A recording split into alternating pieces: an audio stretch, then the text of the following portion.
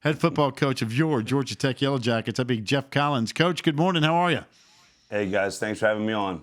It's always a pleasure. So let's cut right to the chase. You can go ahead and announce it. You told us you're in the mood. Your starting quarterback's going to be who against Florida State? Yeah, we're still in the process of that. And if you've listened to the press conferences, my favorite thing about this week's press conference, I got asked about the offensive line and I got asked about the defensive line and our starting nose guard way before we even got to the quarterback question, which was the last question of the day. So you don't want to answer that, do you? No, there's other things that are going on in this world that are more worth talking about right now.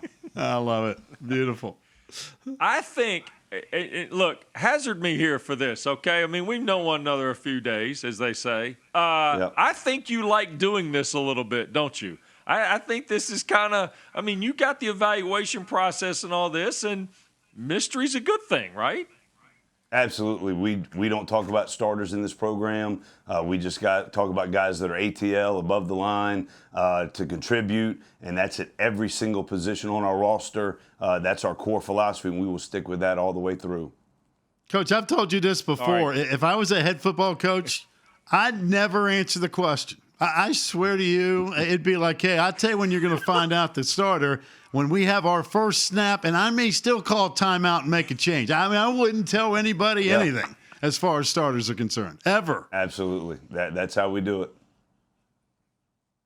All right, so year 2 and year 1, I'm going to go dynamically different, and even with all the differences and things we talked to you about a little bit in the spring and even in the early summer, how good do you feel about 2020 as opposed to a year ago when you were just kind of getting it back on track here?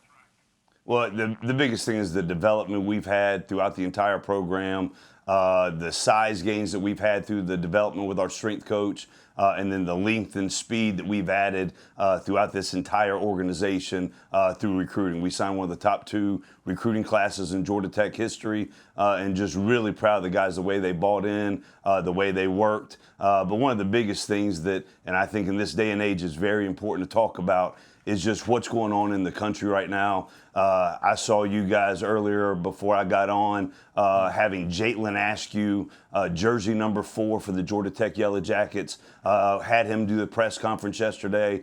I thought he was amazing. The thoughtfulness, intelligence, the way he presented his thoughts and his views.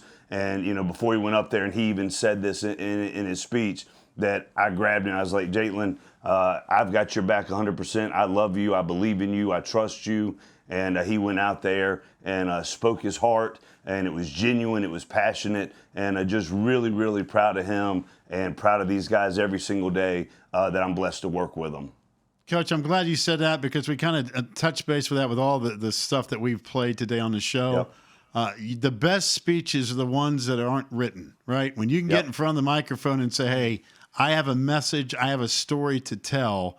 It's not make-believe. It, like you said, it's authentic, it's from the heart, and I really hope people are paying attention because, again, when I see somebody come out with a script and put all that stuff, you're going to put me to sleep in about 2 minutes. But when you see, especially a young person, right? We talk about this all the time.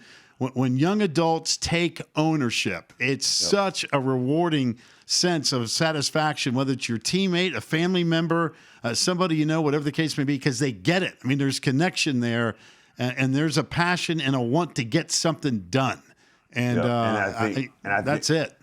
Yeah, the biggest thing is I don't know if people in the country today really understand what it's like to be an 18 to 22-year-old in this country right now. And I'm blessed to coach them every single day. You know, we're in the midst of a global pandemic. Our guys are getting tested once a week. They'll start going twice a week the following week and 3 times a week once we get the game week. The social unrest, the things that they're seeing on TV and on social media, and the way our guys handle it. They're thoughtful. There's communication with our coaching staff. There's trust that's been built. They know how much we love them. They know how much we care about them, how we support them, and really want to make a change with whatever influence, whatever platform that we have. We are committed to doing that. And we have conversations here all the time. You know, back in late May and early June, those conversations on Zoom were very powerful.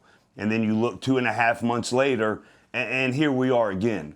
And what are we going to do with our influence, with our platform, to make a change that is meaningful? And, we've had conversations in our program. 2 days ago, I had a meeting with the leadership group, and then I came out and talked to the team. And one of the stories that I told them was at 4:50 in the morning, usually I wake up, Wes, and I watch Hard Knocks for about 45 minutes before I head into the office. But at 4:58, one of my college teammates had sent me and a group of us, there was 13 of us in the group text, Martin Luther King's last speech. And so for that 44 minutes, it was a 44-minute YouTube video, listening to Dr. King talk about the things that were going on, I believe it was in 1968, and to have it being reflected as I woke up and I turn on social media and I turn on the news and I hear LeBron James speaking, I hear Doc Rivers speaking, and I just shared my heart with the guys that morning, and just how I'm with them, how I support them, how I'm committed to making a change and helping them use their platform and their sphere of influence to impact our community, impact our city. We live in Atlanta. We're in the 404.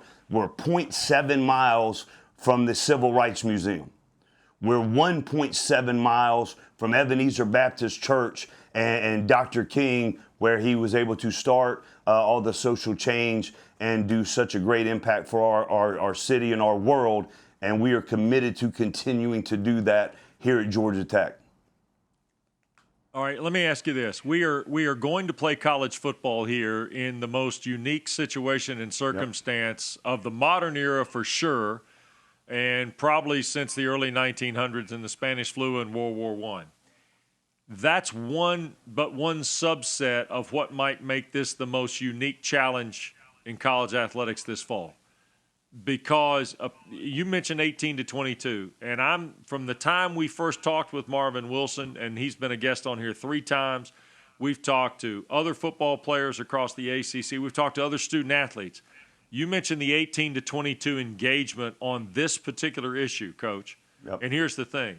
That's going to be a part of this college football season. And I don't know that fans realize that. They're so excited about seeing the games. But the engagement on social justice is going to be a big part of a storyline when they watch football games at the collegiate level, I think, this fall. Absolutely, and I think it should be. These young men are passionate. They see the injustices that are going on and continue to go on, and it resonates at a deep level. And, because they have brothers, they have sisters, they have friends, they have parents that could be affected, and it resonates with them, and they should use their voice and they should use their platform to be able to affect social change. And in this program, Wes, you guys know that we are all in to support our guys on social media. A lot of times it's fun and it's exciting, and we show the energy of our culture and the bonds that we've shared. But also at some point it's got to get real, and our players are committed to doing that, to use their voice, use their platform, and we have conversations. I've got an unbelievable group of assistant coaches that mentor these young men, give examples, have conversations. Actually, yesterday before practice, I had Kerry Dixon come up and address the team. Because we started out, obviously, with everything that's going on in the world. It was quiet. The guys were in deep thought, as they should be. And, Kerry came up and spoke from his heart. And Kerry and I were together at the University of Florida, back-to-back SEC East champions. His son, Trey, and my daughter, Astrid, all they've known in their life is each other. And it's a beautiful thing. They don't understand black, white, race. They just know that's my buddy. I love him. I love her. And we can do things, very, very positively. And, he got up there and spoke, and it was very moving. And just letting the guys know that we're in this together. We're hurting. We want to affect change. And, the guys, embrace that. And we're able to keep moving. That's the way it's supposed to be, Coach. You know what? Just respect for each other and go about your business and treat people kind. I mean, it's not that hard. It's free of charge. Take advantage of it. I say it all the time. As far as your team is concerned, give me a couple names that have popped off the screen, whether it's in person, watching tape, that you say, you know what, they have really done a nice job in the offseason. Yeah, and I went through a laundry list of the guys, and I didn't realize as I was doing it, as I was going through the guys that have really stood out in the scrimmage and then throughout the first part of preseason camp, it turned out there was a lot of the guys that were single-digit for us. Number 0, Jamin Brooks, and I think his story being a walk-on, having 0 stars, having 0 offers. He didn't even have a recruiting profile coming out of high school on the internet, and now he's a scholarship starting nose guard for us, and he gets to wear that number 0 to represent all of that in the journey. And I'll be honest with you, Pac West, I've always, when they said we could wear number 0, it had to go to somebody that weighs over 300 pounds. And Jamin has sported that at a high level, and he's such a great young man. Just works every single day. He's earned everything that he's gotten, and really proud of him. And then I could just go on with the single digits: Jalen Camp, Wanye Thomas, Amarian Brown, Tariq Carpenter, Trey Swilling, Jalen Askew, who you guys showed earlier. He earned the jersey number 4. That was his high school number. And luckily, I sent him pictures. He and I were texting last night. I sent him pictures of me rocking that jersey number 4 at Rockdale County High School. So we bonded over that a little bit. And he said that I was lucky I did not send those to him before he got on his presser, because he would have had to clown on me a little bit. Jerry Howard wears number 5, moved from running back to linebacker last year. David Curry, I said 18 to 22-year-olds earlier. I think David is now 27 or 28 or 29, but he is doing a great job as a leader in this program. Tobias Oliver made the move from quarterback to receiver to corner. And I've coached some elite corners, in my time in coaching career. First rounders, second rounders, Jim Thorpe Award winners. And Tobias Oliver's movement patterns, his competitive nature, his speed, how he's developed under Geoff Popovich throughout the time that he's been at DB with us. Just so proud to be able to coach this group of guys.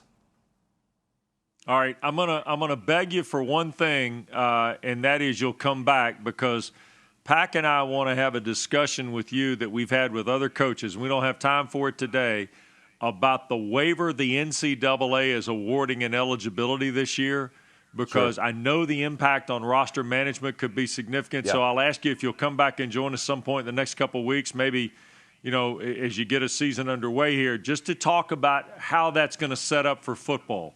I've been given several analogies, but the hedge bet on this, Geoff, is that it's impacting high school sophomores and juniors more than it is anybody else, is the way we're hearing about it.